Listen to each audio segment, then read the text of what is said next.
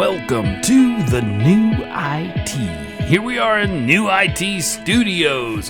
What are we talking? We're talking about the future of IT today. What are we talking about today, Brad? Today's actually a really fun episode. We're gonna talk. Aren't IT. they all fun? Well, they are, of course. But I especially like this one today. I think Only it's if you're a good nerd and a geek. Right. No, I think we may all realize and understand from the IT perspective what it is to be in the IT industry. But I think we just wanted to do more of a deeper dive, just to understand how do you be successful in the IT industry. How do you maybe stand above the rest? Exactly. I mean, because the IT industry is only getting bigger. It's not going away. This whole world of technology is only getting more technology, not less. How do you get above? Just like all social media and all the other stuff out there, there's a lot of noise. And there's a lot of people in the industry and working. And we're going to talk about today how to kind of get above that. Is that right? Yeah, exactly. So what I was thinking is we would actually talk on 5 topics. Okay. Things that we thought that you should, be doing as an IT professional just to make sure to get above the rest. Exactly, just to succeed. So things that are kind of, generalized, but things that are very important for you in the industry. Perfect. Let's do it. All right. We just jumping right in? Yeah, I mean, if you want. I mean, it's totally up to you, but maybe we should give them a little bit of a preview and maybe just read maybe what those topics are, what we want to discuss. I like it. Yeah, we're going to turn it over to you. So the first one that we're going to talk about is keeping your tech skills current, what it means, why you should do it, things of that nature. Next one is to learn to understand and learn to communicate effectively. Number 3 is develop your resume. Number 4 is researching and understanding how to have good research skills. And then the last one, number 5, is staying teachable. Perfect. There you go, people. Thanks for tuning into the show. This is how you become successful in IT. Those things. Exactly. Thank you. Goodbye. See you later. All right. So we're going to deep dive into those. We are.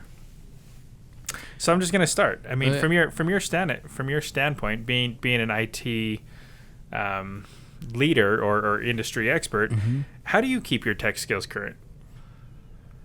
Whoa. Wow. I didn't know we were going straight to me. That's great. A little bit of a curveball for you. It's good, though, because I do a lot. I believe there is a lot out there. Of course, when COVID happened, a lot of the conferences and stuff, the tech conferences, I go to usually at least 4 or 5 tech conferences a year, and I'm always reading also a lot of different books.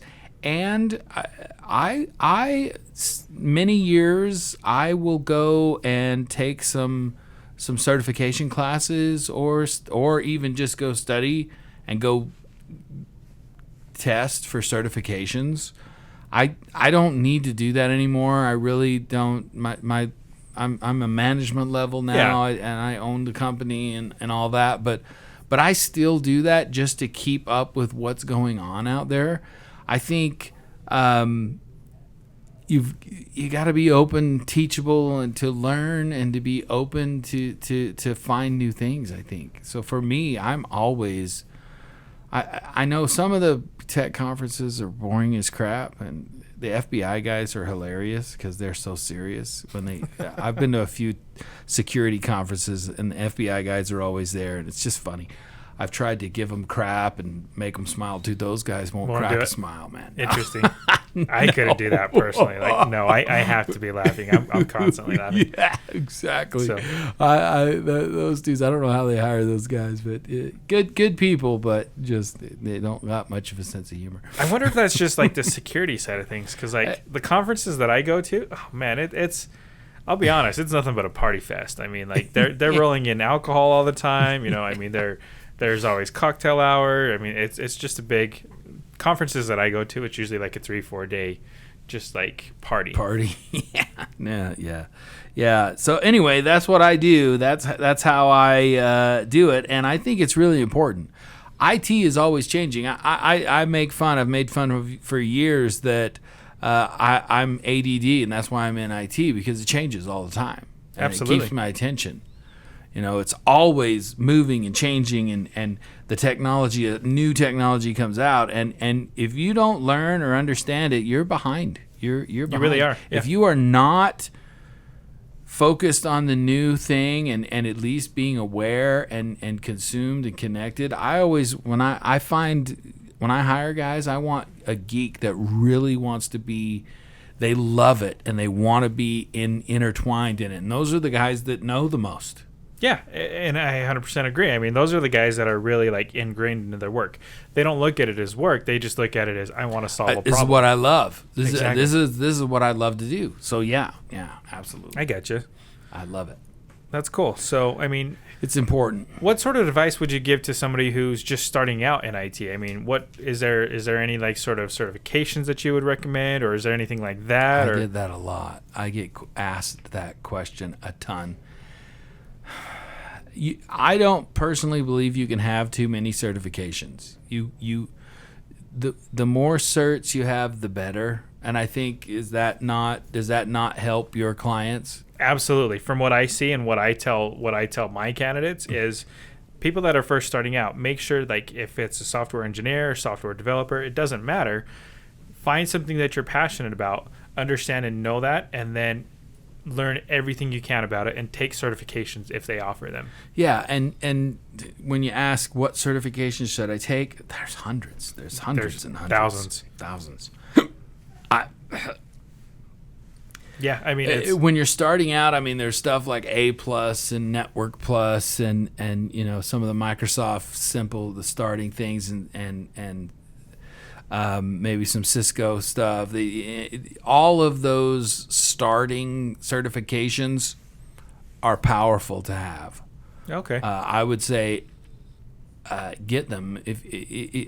Again, staying in the industry, you should be looking at what you're interested in, in wanting to do in the IT world. I mean, a developer and a network guy are way two different people. And so you need is it going to help you to have a developer certification if all you're interested in is being a network admin?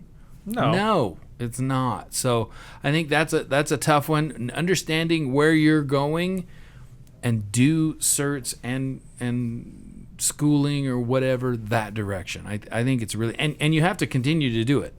In IT, you can't just, okay, I've reached the limit. We joke sometimes that IT guys think they know everything, but the fact is it's always changing, and if you're not on the top of it, you're at the bottom of the stack of hireability, right? I mean, really? Is that right? I mean, personally, I just thought, I just can kind of skate by and just, my resume just slowly gets to the top of the pile. I don't really have to do anything. Yeah. So Good luck. Right. Good luck with that. It's that's the beauty of the IT world, is it's a challenge. It is. And it really it's is. a constant changing, interesting thing to be a part of. So, guys, it's really, really important for you to keep your skills up to date. Period. I don't know if I'm going off on a tangent here or in a different direction, but what should companies know about IT? I mean, help me understand, like, what should a company be looking for? What do you look for in your people? Curiosity. It's there's a fine line there, because sometimes that if all you know your little world and that's it, and sometimes some people do a job as they do their job. Yeah, they're black and white. They just don't focus go on this. over. They just do. They've been told this is what my job is, and this is what they do. What I look for is somebody that loves figuring that out and understanding, going above it, that takes it home, that at home is a geek and that is constantly trying to learn and grow. And you'll understand really quickly that person that's like that, because they'll talk to you about a project they're doing at their house, or that I've got this side thing I'm doing. I love guys that have a bunch of side. Now, if you're worried about, they're going to start a company or that's a waste of time to worry about that. In my opinion, I love it that people are engaged, because it means they really love what they're doing and they're going to keep learning. Okay. Interesting. Anyway, that's my 2 cents. No, I mean, that makes complete sense. So the next topic is obviously, I know we've talked about this before, but it's A lot. learning to effectively communicate. It's huge. Next to learning and growing your skill set, learning and growing your communication skills, I would say is the almost in some ways I put that above your tech skills, Why is that? because dealing with people, it doesn't matter how smart you are if you can't connect and get your point across, or not piss everybody off, or just let them understand why this is important. I've seen so many times in IT, we're in a meeting, a big meeting, and IT is trying to explain why this is not going to work, and we just get pissed off. The IT staff is like, "No, you just can't do this. You don't understand. It doesn't work like that. Blah blah blah." Instead of trying to actually explain why, instead of just getting pissed off and saying, "Hey, I'm the IT guy. I know you're stupid, and that's not going to work." That's not good communication. And it never goes over well in an executive's office. So you mean to tell me, Bobby, I can't just go up and say, I need this done and I need it now. Damn it, let's just do this. You can. And then the IT guy will go back and tell all of his buddies, "That stupid idiot doesn't know." Right. Instead of being able to communicate, I just think it's so important.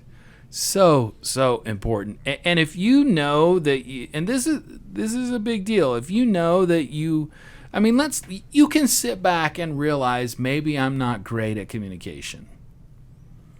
And if you realize that, then you really should take some classes, do something to get better at communication. You really should think about that, because I think it really sets you apart. You know, Bobby, I agree with you 100%, 1,000%. And you said this at the beginning, and I totally agree with it. I believe that this is more important than your tech skills or staying current. I believe that as a human being, it is your responsibility to be able to interact with other human beings and to be thoughtful in that process. So you have to learn to communicate. And if you don't, then you're only shooting yourself in the foot. And quite honestly, from a recruitment standpoint, I'm not even going to consider you if you don't know how to communicate with me. Mm-hmm. That's the first sign. That's the first test. When I first talk to somebody, that's giving me all the information I need about that candidate, whether or not I can represent them. Yeah. If not, I'm going to be brutally honest, and I'm going to say, "Hey, look, this is what you need to do. You need to work on this, this, this, and this, and then come find me." I would rather be upfront and honest with them from the beginning and say, "Here you go work on this," than to say, "I'm not going to work with you because you don't have what it takes." Yeah. And we've talked about this many times, that in the past that was okay. And in the past you could be in your own little room and do your IT stuff and be the smartest person on the planet and not have to communicate with others.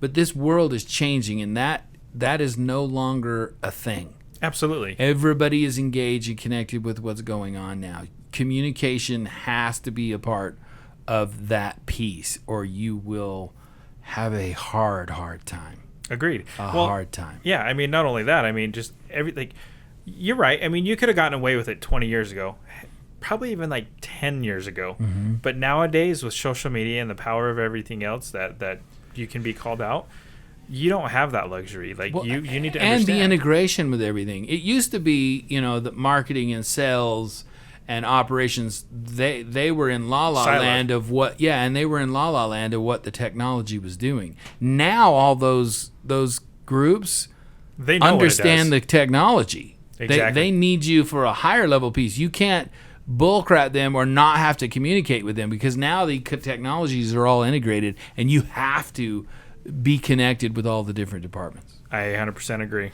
Yeah. Interesting. Yep. Communication. Yeah. So the next topic is developing your resume. So what a boring one. It is. And we've heard that a million times, haven't we? Yeah, make your resume good. What the crap does that even mean? Isn't it going to be in a big ass pile anyway? Who cares? Yes, it is, but how do you even get to the next pile? From my vantage point, I tell everybody that I work with, 1, I will revamp their resume for them, but 2, I will give them a copy, and 3, I will make sure that it's no more than one to 2 pages. page and a half is probably like pushing it, but I won't go over that. Why? You don't need a 21-page resume just to tell every little thing you did. You want to sell yourself. You want to understand you're trying to get noticed. How the hell are you going to get noticed after 21 pages of reading a novel? Yeah. You're not going to. They'll throw it away. No way. Exactly. I'm not interested. What I do want to see is if I put a posting for a developer, CC developer or whatever, I want to see that on the resume. I've gotten resumes, tech resumes, where they did not have anything on the resume of the tech that I was specifically asking for. And I'm like, I'm really excited about this position, but no, you didn't even do enough to put what I said.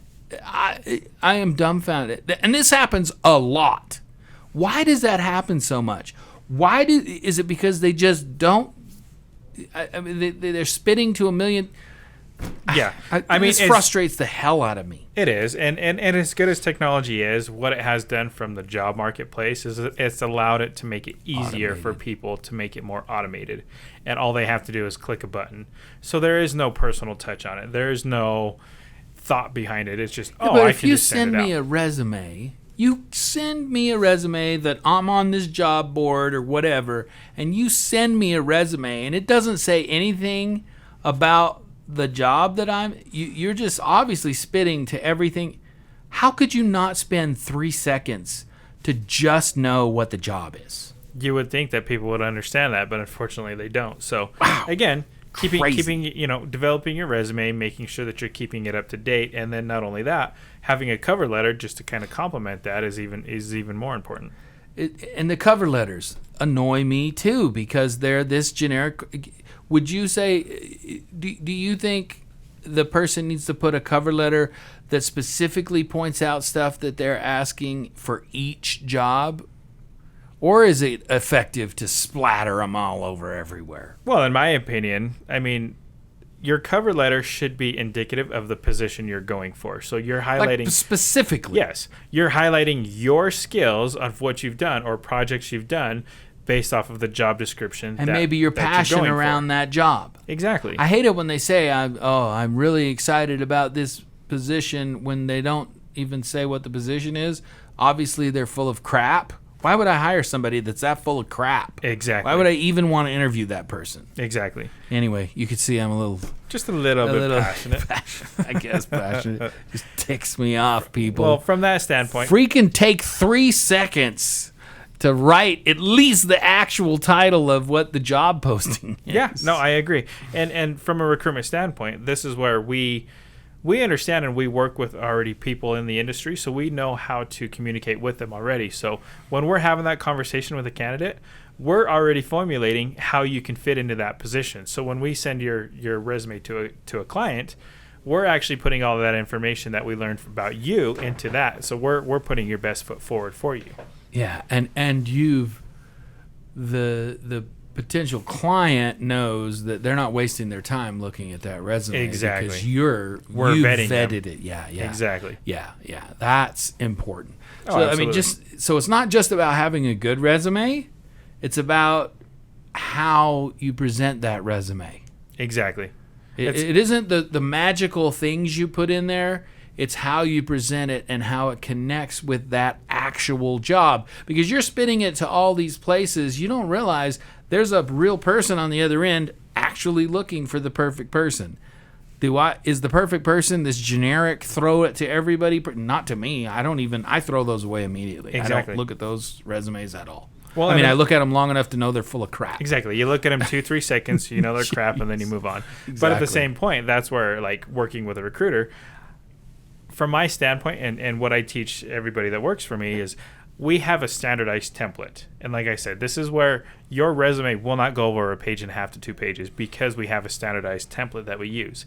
And it's made to make it simpler for the hiring managers to quickly say, this candidate has this, and this. Boom. Here's their work history. Here's a little bit about them. Here's their profiles, their social media profiles. Yeah. Here's everything I need to know, but I wrap it up in a matter of a page and a half. And for you, the resume is just a thing to get them to get an interview. Right? Absolutely. I mean, it's just there so that you can go, oh, yeah, this person is worth my time talking to. Exactly. Perfect. All right, man. Okay, I think we hit that one. We did. So number 4 is researching skills. Researching skills. What does that mean? So I kind of look at this one, and I think I look at this and I say it's understanding and knowing your niche. Mm-hmm. IT is so big and so broad, you can go in 1,000 different directions. How do you know where to go? 1,000 different directions. Yeah. When somebody says they're in IT, that it's funny because if you're in IT, you know that means, oh my hell, who knows what that means. Exactly. But everybody else thinks that means you're some computer genius and you're all the same. Exactly. I know I've said this before, but my sister, she knows that I do IT recruiting, but because I have IT in there, 10 years later, you're a computer expert. I'm still a computer expert, and she calls me for the littlest things, and I'm like, I have no idea. I thought you were a computer person. Exactly, and that's what I get, and I'm like, no. I love that. Oh, yeah, my computer has this error that comes up. TDP 5.12.7.8, error 469.37897. What is that? What? And I'm like, I have no idea. And I'm like, geez, I thought you said you were in IT. Yeah, I get that all the time, and I'm just like, okay, yeah, I'm used to it. I should know everything about the universe as it comes to technology, but we don't. Right. You got to know your niche. Exactly. You got to follow the passion and go down that road. What does that look like? I mean, it really just depends on what you're into. I mean, if it's software development, if it's networking, if it's security, if it's mobile app development, it doesn't really matter, but you need to find what works for you. And when you find that, that's when you want to learn everything you can about it. Exactly. Double down on that niche. It's very important, and it's a tough one, I think, because how so? IT has become more and more siloed, or not siloed, more and more niched out, and for me, it's hard because I couldn't be that one guy, the admin that has the job to look at, he's just the backup guy, and all he does is do backups all day and figures out how backups work and why, and making sure backup that just that a backup of a backup of a backup. Yeah, and just that's that person's job, is just that one niche or anything. That's what I love about what I do, is that we're all over the place in IT and always doing something new or figuring new things out or doing cloud work or whatever. But in this day and age, especially in the corporate world, you really have to niche down. I mean, you have to focus. You really do. And if you're going to stand out. If you want to just be mediocre, then just do whatever, whenever. Yeah, you can go be a jack of all trades, but look at how far it's going to get you. Yeah. You and eventually they'll force you to be in this little bucket. Exactly. So it may not necessarily be a good thing. So absolutely, 100%. Find your niche, find what you're passionate about, and just run with it. And be the expert. Be the bad A in that niche. Really, really hone it. If you have a lot of passion around it and you hone in on that niche and you are the expert, you stand above the rest. 100% agree. And lastly, this is our last one that we're going to talk about, but I think it's a very, very important one. It's staying teachable. Yes. Just because you know everything, just because you know your niche and become an expert, does not mean that you need to have the arrogance of thinking that you know everything. I think it goes along with the first one we talked about your skills, always growing your skills. I think being teachable and being open to learn is a part of that. 100% agree. You have to. If you, again, want to stand above all of these really connect to each other, with the exception, I think, the one that stands out is communication, of course, but all of the rest of these are kind of a powerhouse to make you stand up and look top notch, the top cream of tier, the crop. Cream of the crop. Yeah.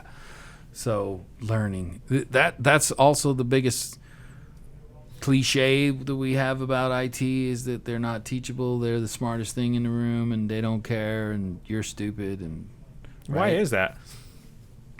Why do you think they have that Because they did again in the past, they're the only ones that knew the technology.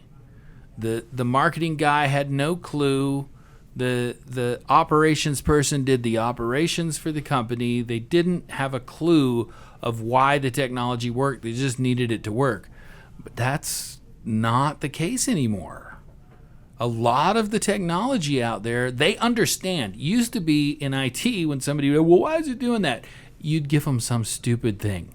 You'd tell them, well, the RAM and the flux capacitors messed up. So you'd see the glazed eyes. Yeah, and then it'd be like, oh, crap, I asked a question that I really did not want the answer to. Got it. So I think they got used to that. Well, now you can't bullcrap your way like you used to because people really understand technology. It's so integrated, and it's more and more integrated. Absolutely. So I think being that rude guy, it was natural because you were the only one that knew. Yeah. So I mean, back then you had that sense of entitlement because you were the only one that knew. Yeah. I think at least that's my take on it. You may think differently. And I think that's a fair assessment. I mean, quite honestly, thinking back on, when I used to work for employees, it was the same thing. It was like you could tell that IT just kind of had this arrogance about it. Oh yeah, so everybody felt that. I've been an interpersonal person, so back then people would say, "Oh, Bobby, I'm glad it's you, man. I'm glad it's not so and so or so and so because those guys are rude." Interesting. I'm like, oh, cool. Well, I'm glad to help. I learned really quickly. I think that was the future. The future was being a decent person or not being that rude guy. Yeah, I mean, I think and it helped me. I know it's helped my not only my IT career, but my company and my business career, as a CEO of a company, having that personableness was everything. I know we jumped back to communication, but we're supposed to be talking about learning. Well, I mean, it all ties. Like you it said, does tie in. It ties in. It all ties in. Having good communication skills does make you more teachable, and being able to say, "Hey, I understand. I don't get this. Help me out." That's going to speak volumes over. Well, don't worry about it. And I say a lot that I can teach technology, but I can't teach you how to be a decent person. But you can learn how to be a better communicator. You can learn how to be a little more empathetic. You can learn those things if you're open to learning. So let me ask you this then. I mean, what do you think people should do if they are horrible communicators? I mean, personally, I would think of maybe taking a class or absolutely just talking to people, just learning to get out of your shell a little bit. I would say there's communication classes out there. There's even webinars. There's a lot of learn how to tell a story. We've talked about stories a lot. Or just how to be if you're really bad, and I'm just going to go out there and say this, get a therapist. Yeah. If you really, people say you're rude and nobody wants to be around you, maybe get a therapist and figure out what's going on. What if they're just shy? I mean, don't you see that in IT too? Absolutely. They just don't like people. Guys, if you want to get above the rest, you're going to have to face that fear. You're going to have to face that if you want to be more successful. If you're happy where you're at in a corner somewhere and you're skating by somehow, okay. But if you want to be the cream, and that's what we're talking about here, how to succeed in IT, which means get above the rest of the crowd, you're going to have to get out of your shell. You're going to have to be able to communicate and talk. You don't have to like it. There's a lot of people, and you just have to get better at it. Yeah. I'm going to take that one step further. I mean, I don't think it's not about being one step above. I think it's about just understanding how to be successful in IT. Because if you don't do these skills, or if you don't have these skills, and if you're not going to learn from these, you're not going to be employed in general. Nobody's going to want to work with you. Yeah. Yep. Wow, I think this was a good episode. It was really good. Whoa, I got excited about some things. Right. So guys, remember this is really important. Please take these 5 things and use them. Any last words, Brad? No. I think we're done. Okay. I got it. All right, folks. We will see you next time for the new IT.